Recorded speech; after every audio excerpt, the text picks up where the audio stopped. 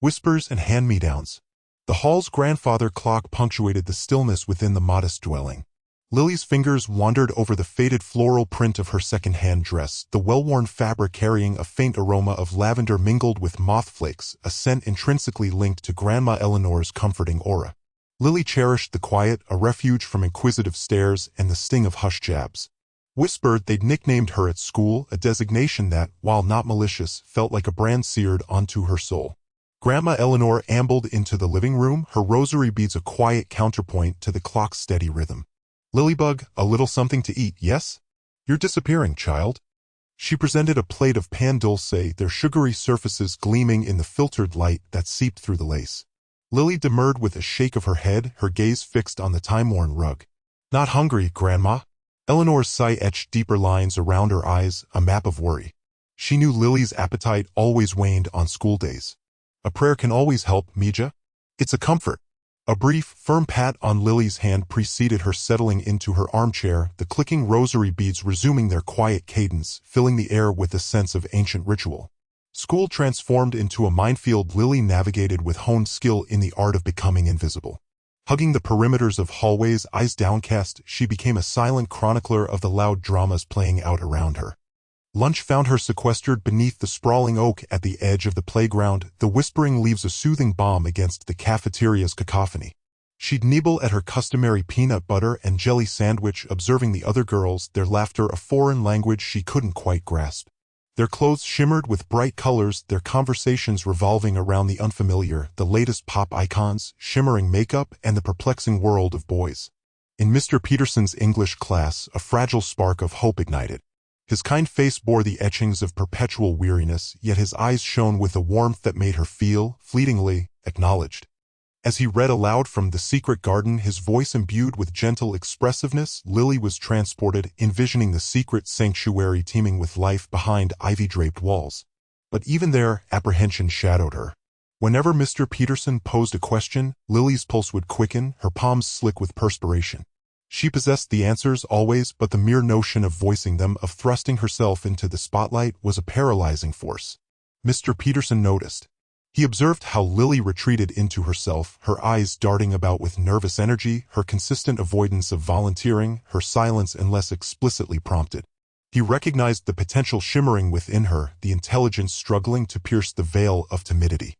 He'd encountered this before, raw brilliance obscured by layers of fear. During group activities, he witnessed her silent dismissal by other students, their voices amplified and impatient.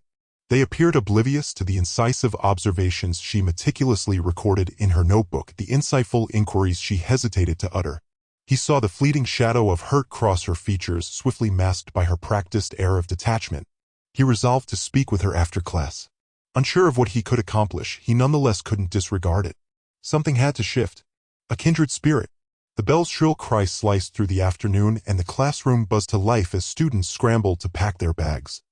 Lily lingered, pretending to meticulously organize her pencils, her heart hammering a frantic rhythm against her ribs. She knew Mr. Peterson often stayed late, grading papers or preparing for the next day. It was a habit she both dreaded and secretly appreciated. "Lily, got a minute?"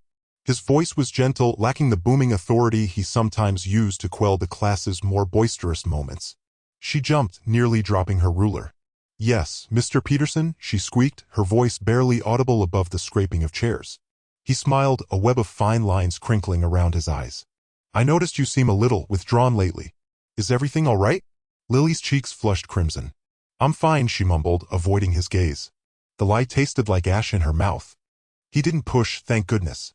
Instead, he leaned against his desk, his posture relaxed. "So, what are you passionate about, Lily?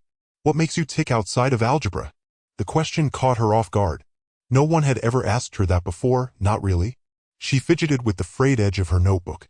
I like music," she whispered, the words tumbling out in a rush. His eyebrows rose slightly, a spark of interest lighting his eyes. "Music? That's fantastic. Do you play an instrument?" She shook her head. "No, but I like to sing." The confession hung in the air, fragile and exposed. "Sing? That's wonderful, Lily. Do you sing in the choir?" Her blush deepened. "No. I just sing to myself. Mostly when I'm alone." The thought of singing in front of anyone, let alone a crowd, sent a shiver of terror down her spine. Mr. Peterson's expression softened. I understand. It can be scary putting yourself out there. I used to be terrified of public speaking. I'd sweat buckets before every presentation. She glanced up, surprised. He seemed so confident, so in control. He chuckled, a low, rumbling sound. It's true. Even now sometimes. My son, Leo, he's the same way. He's got this incredible talent for drawing, but he hides his sketchbook under his bed. Says no one will like his art. He paused, his gaze distant for a moment. It's tough, seeing your kid struggle with something like that. Lily felt a strange connection to him, a shared understanding of the vulnerability that came with creative expression. How do you help him? She asked, her voice a little stronger now. I try to remind him that it's okay to be scared, but that hiding his talent is a bigger loss. For him and for everyone else who might be inspired by it. He smiled, a sad, knowing smile. Easier said than done, of course. He straightened up, clapping his hands together. Anyway, I just wanted to let you know that I'm here if you ever want to talk. About anything. He gave her a warm, encouraging smile. Have a good evening, Lily. She managed a small smile in return. You too, Mr. Peterson. As she walked out of the classroom, a tiny seed of hope sprouted within her. Maybe, just maybe, she wasn't as alone as she thought. The talent show announcement. The screech of the microphone echoed through the gymnasium, silencing the restless chatter. Mr. Peterson, looking slightly rumpled despite his best efforts, adjusted the microphone stand. All right, everyone, settle down, settle down. We have a very exciting announcement today. A wave of groans rippled through the student body, followed by a few scattered cheers. He smiled, a genuine warmth lighting his face. As you all know, Spring Fling is just around the corner, and that means it's time for the annual Northwood Academy Talent Show. The gym erupted in applause, a mix of genuine enthusiasm and performative excitement. Tiffany Hayes, seated front and center with her entourage, clapped with perfectly manicured hands, a knowing smirk playing on her lips.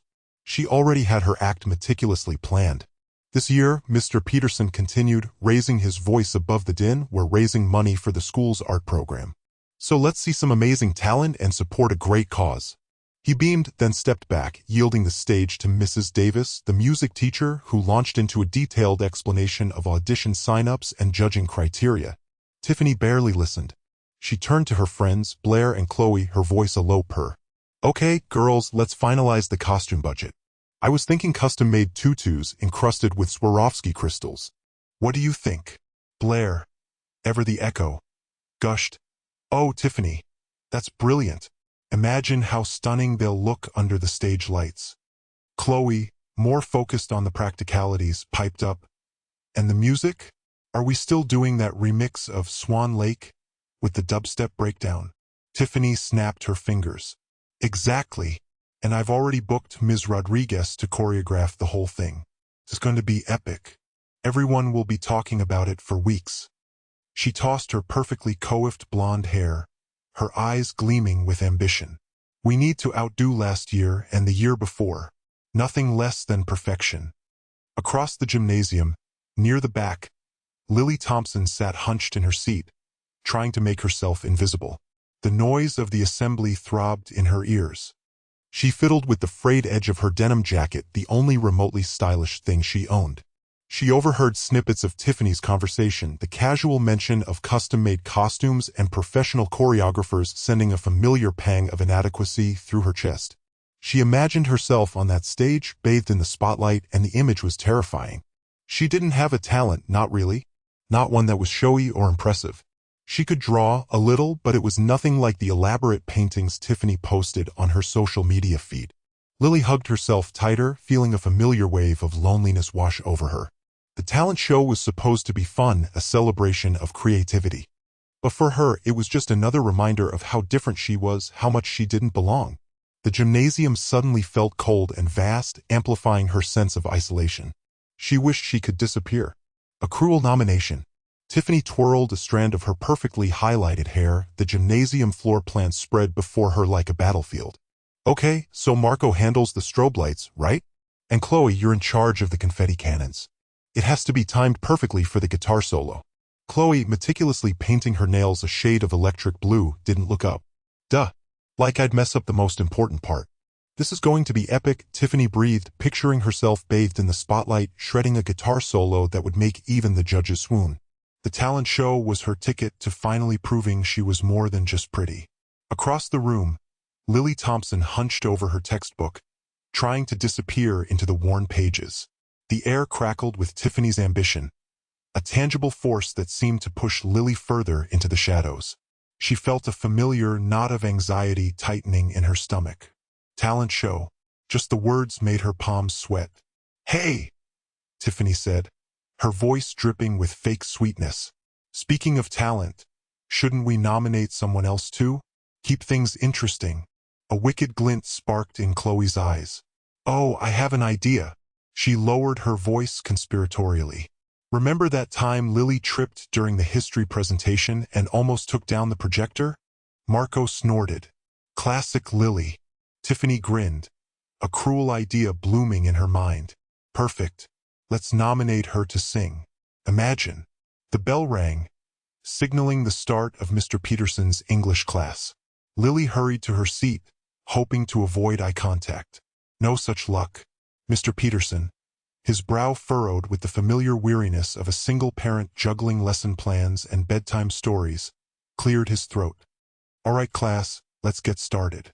And before we do, Ms. Davison from the Student Council asked me to remind everyone about talent show nominations. They're due by the end of the day." Tiffany raised her hand, a picture of innocent enthusiasm. "Mr. Peterson, we have a nomination." Lily's heart hammered against her ribs. She knew she just knew. "Go ahead, Tiffany," Mr. Peterson said, smiling. He loved seeing his students engaged. "We'd like to nominate Lily Thompson," Tiffany announced, her voice ringing with false sincerity. "We think she has a hidden talent just waiting to be discovered."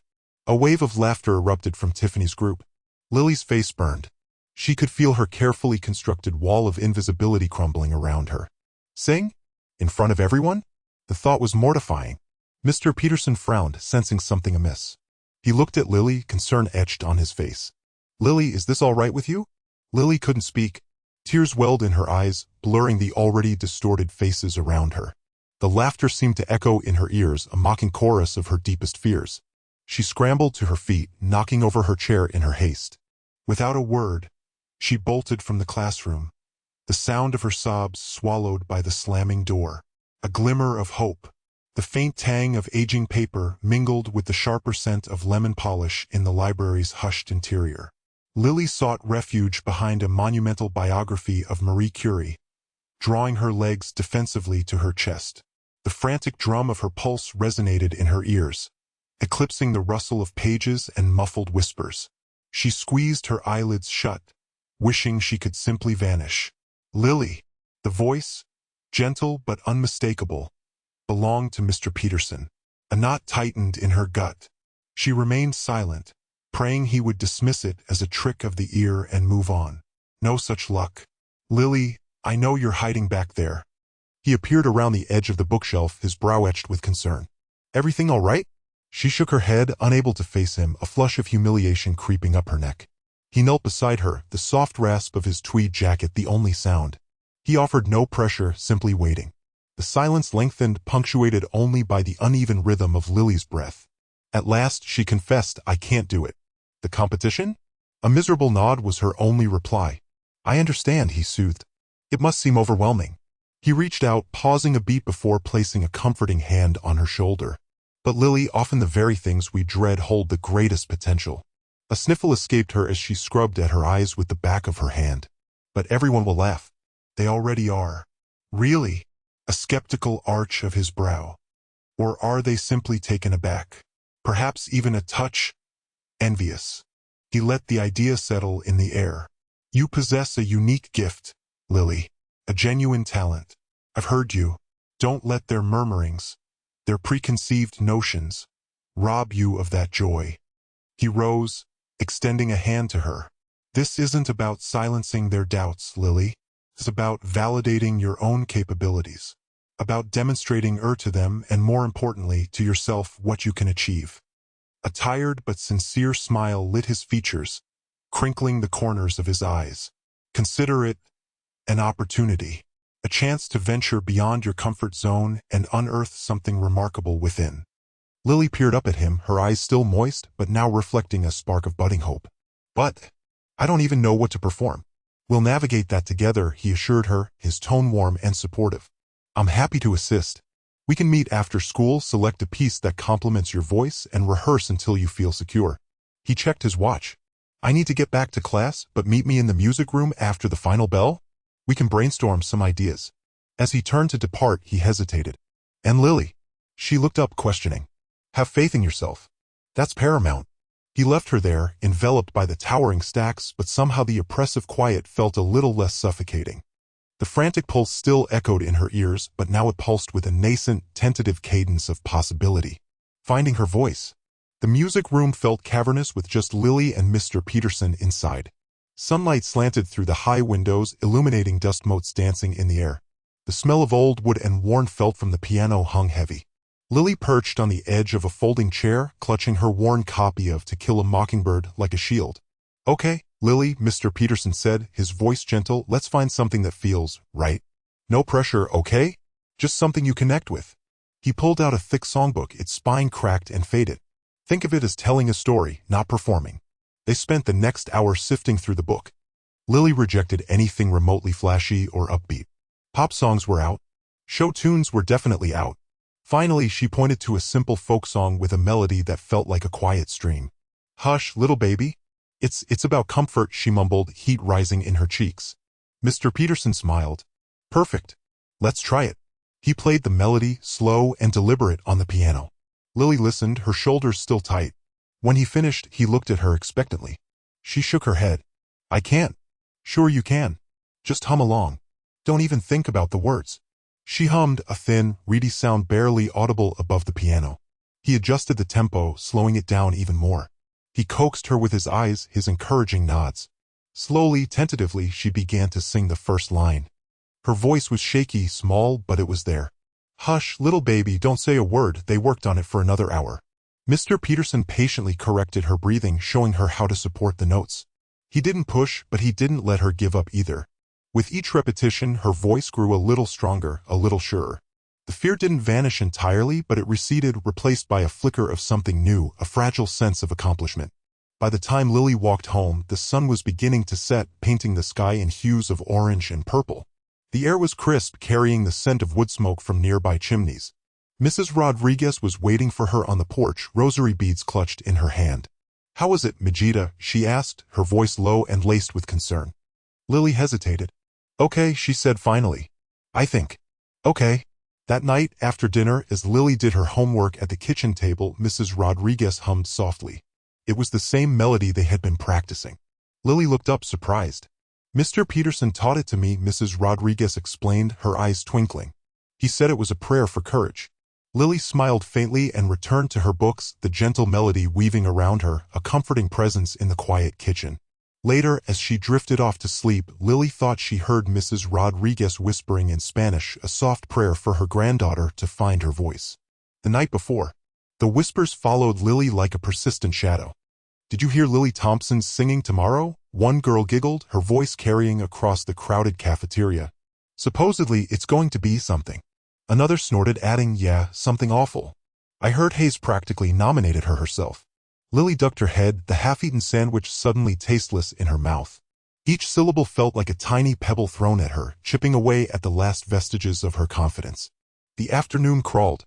Even the drone of Mr. Peterson's history lecture couldn't drown out the rising tide of anxiety.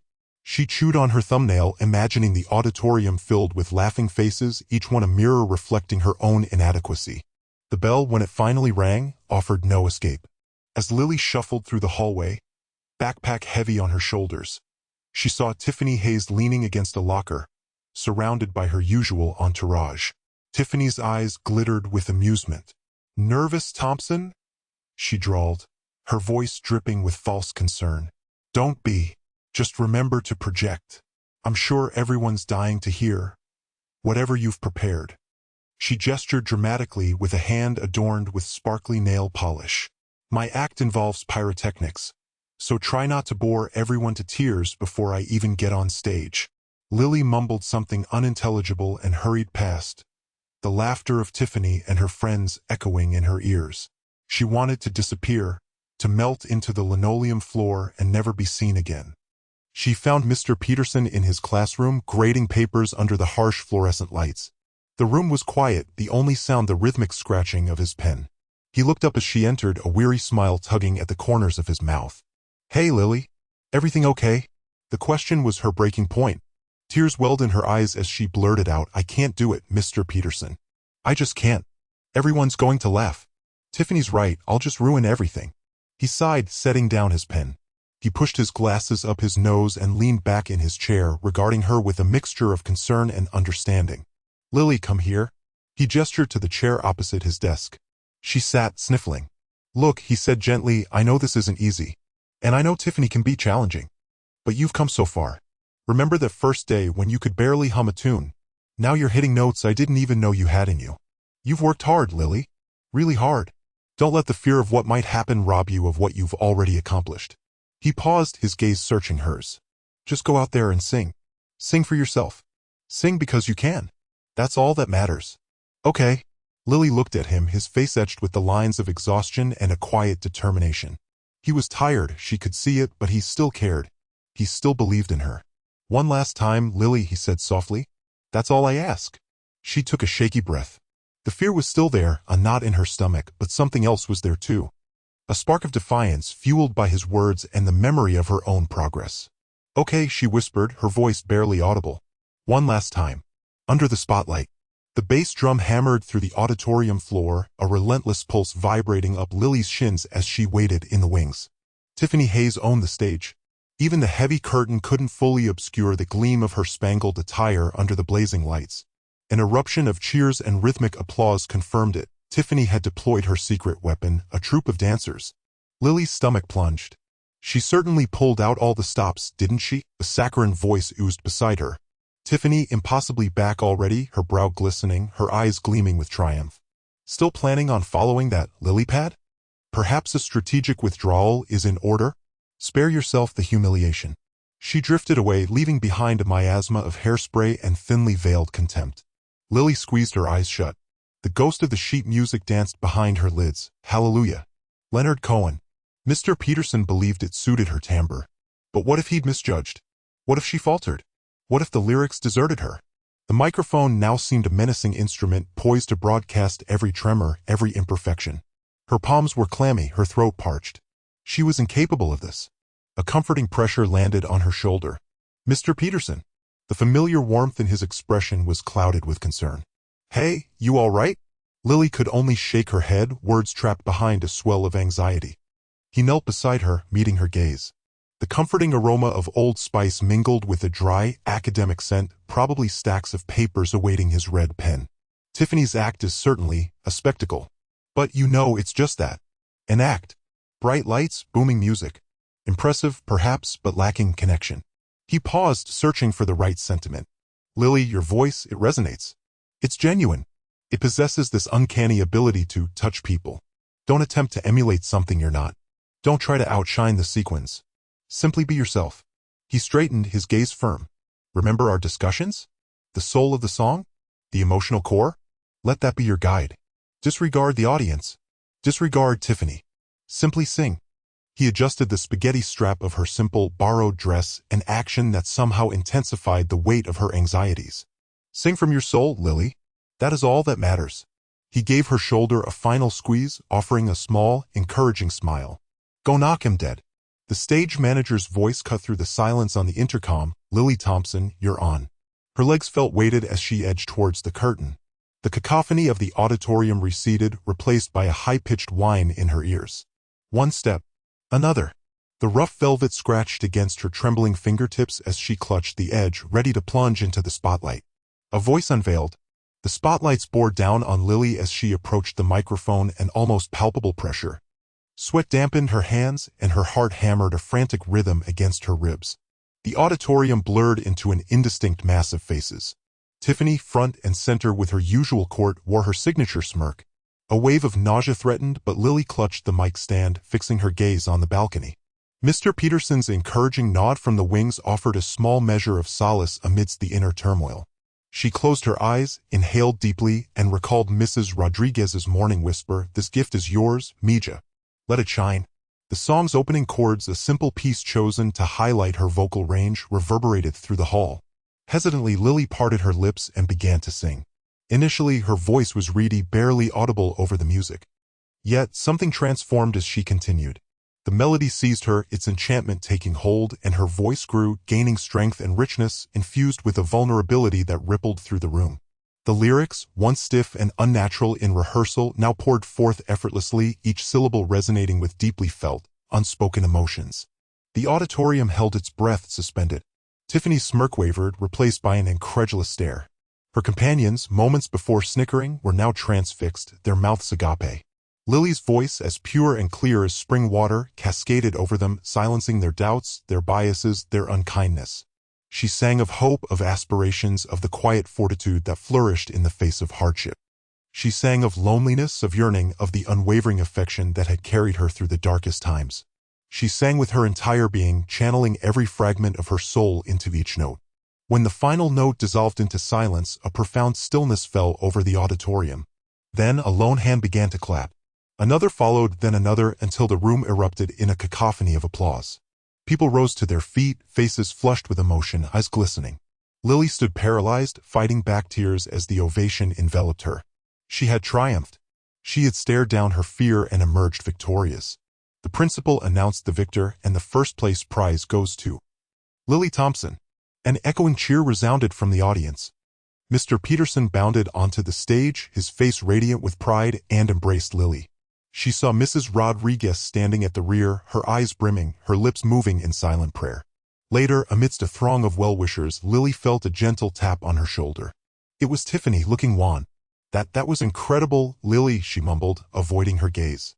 You deserve this. Buoyed by newfound self-assurance, Lily simply smiled. Thank you, Tiffany.